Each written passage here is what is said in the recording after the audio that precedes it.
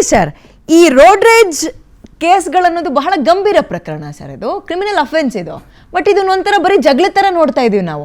ಇದರಲ್ಲಿ ಜೀವಗಳು ಹೋಗ್ಬೋದು, ವೆಹಿಕಲ್ಗಳಿಗೆ ಹಾನಿ ಆಗ್ಬೋದು. ಆದ್ರೂ ಸರಿಯಾದ ರೀತಿಯಲ್ಲಿ ಪೊಲೀಸರು ಹ್ಯಾಂಡಲ್ ಮಾಡ್ತಿಲ್ಲ ಅನ್ಕೊಂಡು ಲೈಟ್ ಆಗಿ ತಗೊಳ್ತಾ ಇದೀವ ನಾವು. ಸ್ಟೇಷನ್ ಬೆಲ್ ಕೊಡ್ತಾರಲ್ಲ ಸರ್ ಇಂಥದಕ್ಕೆಲ್ಲ, ಸ್ಟೇಷನ್ ಬೆಲ್. ಹೌದು, ಏನಾಗುತ್ತೆ ನೋಡಿ, ಯಾವುದೇ ಈ ಥರ ರಸ್ತೆನಲ್ಲಾದಂಥವು ಅಪಘಾತಗಳಿಗೆ ಸಂಬಂಧಪಟ್ಟಂಗೆಲ್ಲ ಬೇಲಬಲ್ ಅಫೆನ್ಸೆ, ಎಲ್ಲ ಕಾಗ್ನಿಜಬಲ್ ಆದ್ರೂ ಎಲ್ಲ ಅತಿ ವೇಗ ಮತ್ತು ಅಜಾಗರೂಕತೆಯಿಂದ ಒಂದು ವರ್ಡ್ ಸೇರಿಸಿರ್ತೀವಿ. ಆ ಕಾರಣಕ್ಕೆ 270. ಅದರೊಳಗಡೆ small bailable offences including 304A. ಅಂದರೆ ಈವನ್ ರಸ್ತೆನಲ್ಲಿರ್ತಕ್ಕಂಥ ಹೋಗ್ಬೇಕಾದಂಥ ಒಂದು ಡೆತ್ ಆದರೆ, ನಾವು ಆಕ್ಸಿಡೆಂಟ್ ಆ ಕೇಸ್ ಆದರೆ ಪೊಲೀಸ್ ಸ್ಟೇಷನ್ ಬೇಲ್ ಮೇಲೆ ಬಿಡಬೇಕು ಅನ್ನುವಂಥದ್ದಿದೆ. ಬಿಡ್ತಾರೆ, ಬಿಡಲೇಬೇಕು. ಕೋರ್ಟಿಗೆ ಕರ್ಕೊಂಡು ಹೋದ್ರೆ ಯಾಕ್ರಿ ಬೇಲಬಲ್ ಅಫೆನ್ಸ್ನೆಲ್ಲ ನೀವು ನಮ್ಮ ಮುಂದೆ ಕರ್ಕೊಬರ್ತೀರಿ ನೀವು ಅಂತ ಹೇಳ್ತಾರೆ. ಆ ಕಾರಣಕ್ಕೆ ಈವನ್ ಡೆತ್ ಕೇಸ್ಗಳಲ್ಲೂ ಸಹ ಬಿಟ್ಬಿಡ್ತಾರೆ.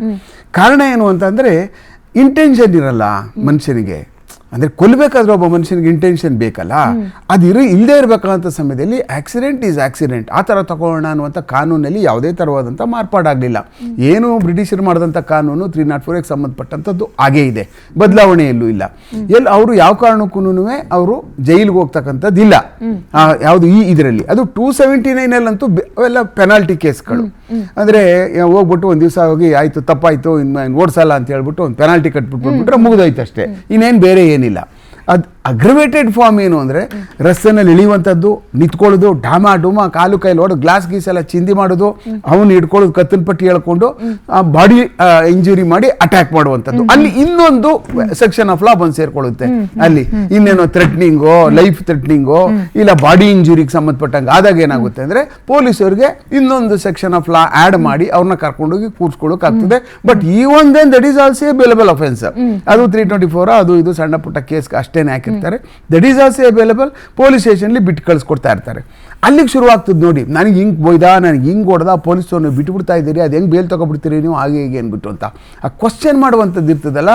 ಆದರೆ ನಮ್ಮವರು ಆಯಿತು ಕಳಿಸ್ಬಿಡಿ, ಅದು ಬಿಡಲೇಬೇಕದು. ಇವನ್ ತಗೊಂಡೋಗ್ಬಿಟ್ಟು ಮ್ಯಾಜಿಸ್ಟ್ರೇಟ್ ಮುಂದೆ ತಗೊಂಡೋಗಿ ಪ್ರೊಡ್ಯೂಸ್ ಮಾಡಿದಾಗಲೂ ಏನ್ರಿ ಬೇಲಬಲ್ ಕೇಸ್ನೆಲ್ಲ ಕರ್ಕೊಬತ್ತೀರಿ, ಕೆಲವು ಜನ ಬೈದೇ ಬಿಡ್ತಾರೆ, ನೀವೇನು ಮಾಡೋ ಕೆಲಸ ಇಲ್ವಾ, ನಿಮ್ಮ ಕೆಲಸ ನಮ್ಮ ಹತ್ರಕ್ಕೆ ಯಾಕೆ ಕರ್ಕೊಬರ್ತೀರಿ, ಬಾಂಡ್ ತೊಗೊಂಡು ಕಳಿಸಿ ಅಂತಾರೆ. ನಮ್ಮವ್ರು ಏನು ಮಾಡ್ತಾರೆ, ಇವ್ರು ಈ ಅದರ್ ಸೈಡ್ ಪಾರ್ಟೀಸ್ ಏನು ಮಾಡ್ತಾರೆ, ಈ ಎಫಿಕಸಿ ಏನು ಸಂಬಂಧಪಟ್ಟಂತ ಅಲ್ಲಿ ಏನು ಇರ್ತದಲ್ಲ, ಬಿಟ್ಬಿಟ್ಟ, ಕಾಸು ಇಸ್ಕೊಬಿಟ್ಟ, ಬಿಟ್ಬಿಟ್ಟ, ಮೊದಲನೇ ಎಲಿಗೇಷನ್ ಅಟ್ಯಾಕ್ ಪೊಲೀಸರ ಮೇಲೆ. ಹೌದು, ಬಿಟ್ರು ನೋಡು, ನಮ್ಗಿಂತ ಬೇಗ ಹೋಗ್ಬಿಟ್ರು ಅವರು, ನಾವು ಇಲ್ಲೇ ಇದೀವಿ ಸ್ಟೇಷನ್ಲೇ.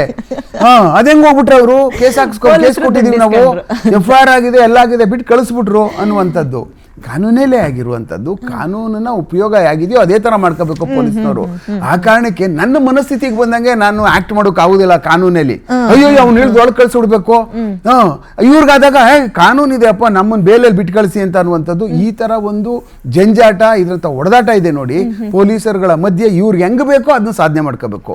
ಅದೇ ಥರ ರಸ್ತೆನಲ್ಲೂ ಸಹ ನಾನು ರಸ್ತೆ ಇಳೀತು ಅಂತ ಅಂದರೆ ನಾನು ಬೇಗ ಓಡಬೇಕು, ಯಾರು ಏನಾದರೂ ಪರವಾಗಿಲ್ಲ. ಅವಾಗ ಗಾಡಿ ಟಚ್ ಆದ್ರೋ, ಇಲ್ಲ ಕೈ ತೋರಿಸೋ, ಬೈದೋ, ಇಲ್ಲ ಉಗಿದೋ, ಇಲ್ಲ ಕೈ ಅಂದರೆ ಒಂದು ಸುಮ್ಮನೆ ಹಿಂಗೆ ಕೈ ತೋರಿಸೋದು ಬೇಜಾರಾಗುತ್ತೆ. ನಾನೇನು ತಪ್ಪು ಮಾಡಿದೆ, ಇದು ಯಾಕೆ ಹಿಂಗೆ ಮಾಡ್ತಾ ಇದ್ದ ನೀವು, ಯಾರಿಗೇ ಆಗಲಿ ನೀವು ಸುಮ್ಮನೆ ಕೈ ತೋರಿಸ್ಬಿಟ್ಟು ಸುಮ್ಮನೆ ಏನು ಕೆಲಸ ಅಲ್ಲ, ಒಳಗೆ ಬೈತಾ ಇರಲಿ, ಗಾಡಿ ಅಡ್ಡ ಹಾಕಿ ನಿಲ್ಲಿಸ್ಬಿಟ್ಟು ಬಂದು ರಪ್ ಅಂತ ಹೊಡೆದೇ ಬಿಡ್ತಾರೆ. ಬಟ್ ಅದು ಮಾಡೋ ತಪ್ಪದು. That is incorrect. We are all human beings. ನಮ್ಗೆ ಏನು what to do what not ನಮ್ಗೆ ಗೊತ್ತಿದೆ.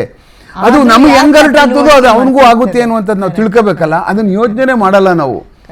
ಗಾಡೀಲಿ ಕೂತ್ಕೊಂಡ ತಕ್ಷಣನೇ ಗಾಡಿದ ಬಗ್ಗೆನೇ ಮೊದಲು ನೋಡೋಣ, ಹಂಗೆ ಹೋಗ್ತಾನೆ, ಇವ್ನು ಹಿಂಗೆ ಬರ್ತಾವನೆ, ಇವನು ಅಡ್ಡ ಬಂದ್ಬಿಟ್ಟು ಹಬ್ಬದಿನೇ ಇಲ್ವಾ, ದೇಶ ಎಲ್ಲ ಹಿಂಗಾಗೋಯ್ತು, ಈ ಊರಿನ ಜನವೆಲ್ಲ ಹಿಂಗೆ, ಈ ಏರಿಯಾಗ ಬಂದ್ರೆ ಇದೇ ಗೋಳು. ಅಂದ್ರೆ ನಾವು ಮನೆಯಿಂದ ಹೊರಗೆ ಗಾಡಿಲಿ ಕೂರ್ತಾ ಇದ್ದೀವಿ ಅಂದ್ರೆ ಬರೀ ಕಂಪ್ಲೇಂಟ್, ಇಳಿಯವರೆಗೂ ಅದೇ ಗೋಳು. ಅವನು ಅವಳು ಹಂಗೆ ಹಿಂಗೆ ಸರಿಯಾಗಿ ಓಡಿಸಲ್ಲ, ನಾನ್ ಹೆಂಗ್ ಓಡಿಸ್ತಾ ಇದ್ದೀನಿ ನೋಡ್ತಾ, ನನ್ನ ಸ್ಟ್ರೆಸ್, ನನ್ನ ಫ್ರಸ್ಟ್ರೇಷನ್, ಮನೇಲಾಗಿರೋ ಜಗಳ, ಆಫೀಸಲ್ಲಿ ಇರೋ ಕಿರಿಕಿರಿ ಎಲ್ಲಾ ತೆಗೆದು ಪಾಪ ಯಾರ ಮೇಲೂ ಅದೇ ತರ ಅವರು ನಮ್ಮ ಬಗ್ಗೆ ಮಾತಾಡ್ತಾ ಇರ್ತಾರಲ್ಲ, ನಾವು ಮಾತಾಡ್ತಾ ಇರ್ತೀವಿ. ಹೀಗೆ ಜಗಳದ ದೊಡ್ಡ ಪ್ರವಾಹನೇ ರಸ್ತೆನಲ್ಲಿ ಹರ್ಕೊಂಡು ಹೋಗ್ತಾ ಇರ್ತದೆ. ಅದ್ರ ಮಧ್ಯೆ ಇಂಥ ರೋಡ್ ರೇಜ್ಗಳು ಬಂದು ಸಿಕ್ಕಾಕೊಳ್ತಾರೆ, ಆಗ್ತಾ ಇರ್ತದೆ. ಅಗ್ರವೇಟೆಡ್ ಫಾರ್ಮ್ ರಸ್ತೆಗಳಿತಾರೆ, ಒದೆ ತಿಂತಾರೆ. ಆಮೇಲೆ ರೋಡ್ ರೇಜ್ ಪ್ರಕರಣಗಳಲ್ಲಿ ಪೊಲೀಸರುಗಳು ಹೋಗ್ಬಿಟ್ಟು ನಿಲ್ಸಲ್ಲ, ಇನ್ನೇ ಅವನಿಗೆ ಹೋಗಿ ಡಿಕ್ಕಿ ಹೊಡಿತಾನೆ, ಸತ್ತೋಗ್ಬಿಡ್ತಾನೆ. ಏನಾರ ಯಾಮಾರ್ತು ಅಂತಂದ್ರೆ ಅಕಸ್ಮಾತ್ ಅವೇನಾದ್ರು ಹಿಡೀಕ್ ಹೋದಾಗ ಏನಾರು ಸತ್ರ, ಅಲ್ಲಿ ಪೊಲೀಸ್ ಆಫೀಸರ್ ಕತೆ ಮುಗಿದ ಚಾಪ್ಟರ್ ಕ್ಲೋಸ್. ಅವ್ರದ್ದು ಸಸ್ಪೆಂಡ್ ಆಗಿ ಮನೆಗೆ ಕಳಿಸ್ಬಿಡ್ತಾರೆ, ಅವ್ರನ್ನ ತಲೆ ಕೆಡಿಸ್ಕೊಳ್ಳೋದು.